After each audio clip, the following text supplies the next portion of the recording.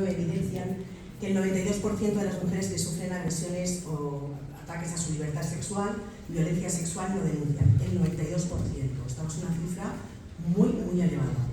La macroencuesta dice que el miedo al agresor en el 23,5%, vergüenza el 40,3%, el miedo a no ser creída el 36,5% y el miedo por ser menor 40,2%. Yo hago la pregunta siguiente.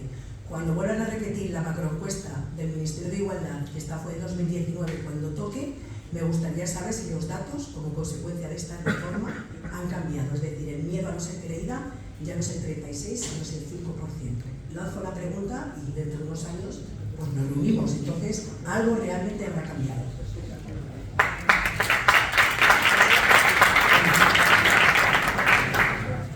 A mí me gustaría plantear algunas cuestiones con lo que decía la compañera respecto a la prostitución. Yo creo que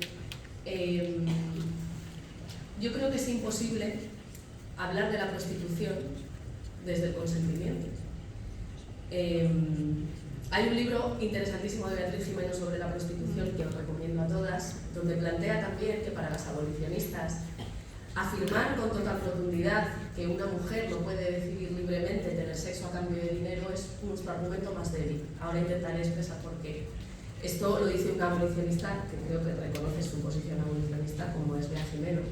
Y Beatriz Ranea, que también creo que la conoces, en el último libro, Puteros, dice una cosa que a mí me parece más interesante todavía, porque la clave de la prostitución como institución no es que haya mujeres que queramos sexo a cambio de dinero, es que hay hombres que quieren tener a las mujeres disponibles cuando ellos quieran y están dispuestos a pagar para disponer de nuestros cuerpos. Por eso la prostitución, por eso la institución prostitucional, la prostitución es una institución que nos desiguala a todas. Yo por eso soy abolicionista.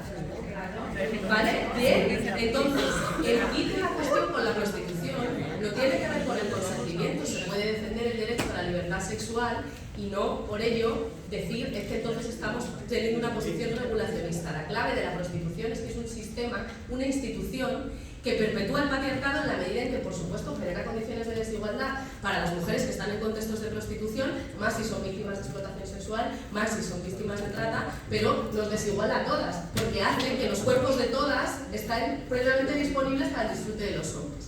Entonces, pero yo lo que creo es que aquí hay mucho prejuicio y mucho desconocimiento también, siento decírtelo, Rosa, sobre el trabajo que ha hecho este gobierno y el Ministerio de Igualdad respecto a dos cuestiones que yo creo que son las obligaciones de la institución, porque la obligación de una institución no es resolver un debate histórico en el feminismo con diferentes posiciones, aunque creo que estoy dejando clara cuál es la mía, sino garantizar los derechos humanos y combatir a quienes ejercen violencia. Entonces, desde el Ministerio tuvimos dos prioridades. La primera, de la que por cierto nunca se habla y que se nos pregunta al Ministerio qué hicimos, y yo voy a contar lo que hicimos, pero nadie antes en democracia había hecho esto, ni el Partido Popular ni el Partido Socialista, que eran los que habían gobernado antes.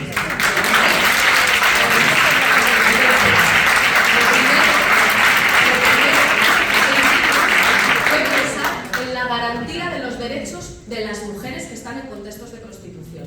Y ahí hay que hablar de dos cuestiones de las que nunca se habla. Lo primero, derechos materiales. Este gobierno, en el Real Decreto 6/2022, hicimos legal una acreditación administrativa para que las entidades que trabajan en terreno con las mujeres en contextos de prostitución pudiesen identificar a esas mujeres y que con esa identificación, sin necesidad de una identificación policial o judicial que da, digamos, acceso a otros derechos, esas mujeres pudiesen tener acceso prioritario a un ingreso mínimo vital o a una vivienda especialmente preparada para esas mujeres. Porque una mujer que está en un contexto de prostitución no puede salir de ese contexto si no tiene una vivienda o no tiene un plan de inserción sociolaboral para tener un trabajo o no tiene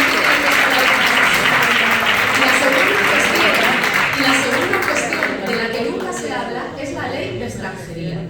El 90% de las mujeres que atienden las organizaciones del tercer sector reconocidas por la administración que trabajan en los contextos de prostitución, el 90% son mujeres que no tienen reconocida su situación administrativa. Son mujeres en situación administrativa irregular. ¿Cómo podemos hablar de abolición de la prostitución si no cambiamos la ley de extranjería? ¿Y quién se ha negado a modificar la ley de extranjería? Porque te puedo asegurar que los borradores de la ley de trata del Ministerio de Igualdad, todos incluían la modificación de la ley de extranjería y la reivindicación que casi conseguimos en pandemia de regularización ya. Porque lo primero que tendríamos que hacer es regularizar y que ninguna persona sea ilegal.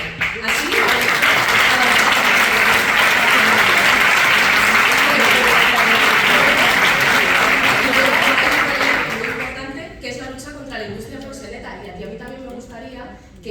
digamos que hablemos con claridad, a ver si nos pensamos que los grandes negociantes con la explotación de la prostitución ajena son torrentes.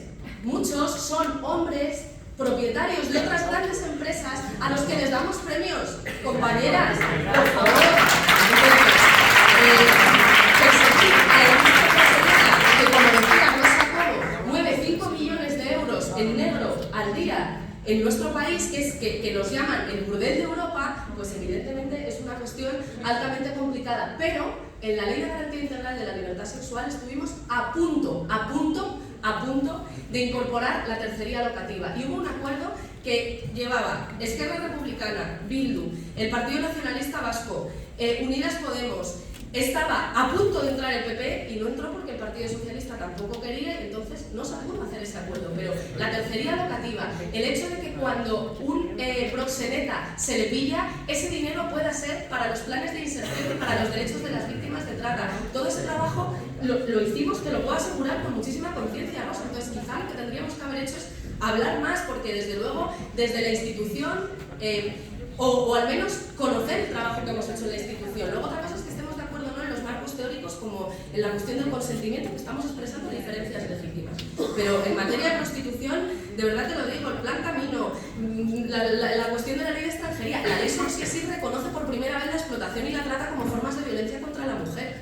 Yo creo que queda mucho por hacer, no lo digo como que hemos acabado aquí, o sea, que la prostitución sigue siendo una realidad, pero que este gobierno ha avanzado más que ningún otro gobierno, creo que es difícilmente discutible cuando se conoce. Es complicado, pero sí que os voy a tener que pedir ahora brevedad, porque nos queda poquito y también hay dos personas que quieren preguntar. No sé si quieres contestar ahora, pero otra vez por alusiones.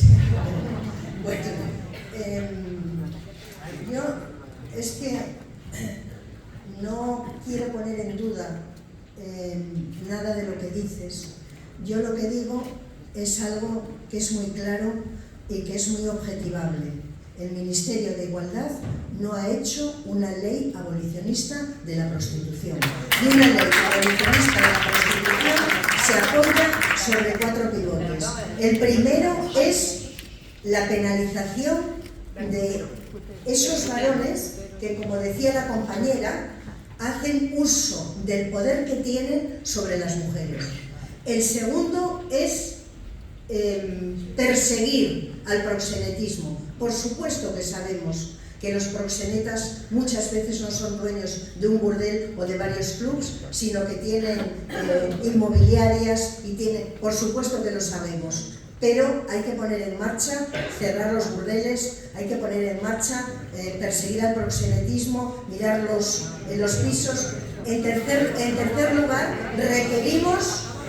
exigimos más bien unas políticas públicas de apoyo integral a las mujeres que están en prostitución.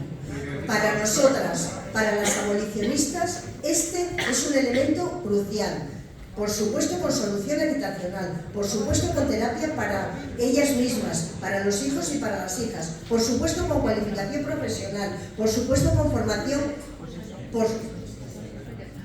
bueno, pero necesitamos una ley, Irene, necesitamos una ley que sea integral y necesitamos también que en los colegios y en los institutos se dé no solamente una asignatura que tiene pocos efectos de educación afectivo-sexual, sino que necesitamos introducir la filosofía de la igualdad.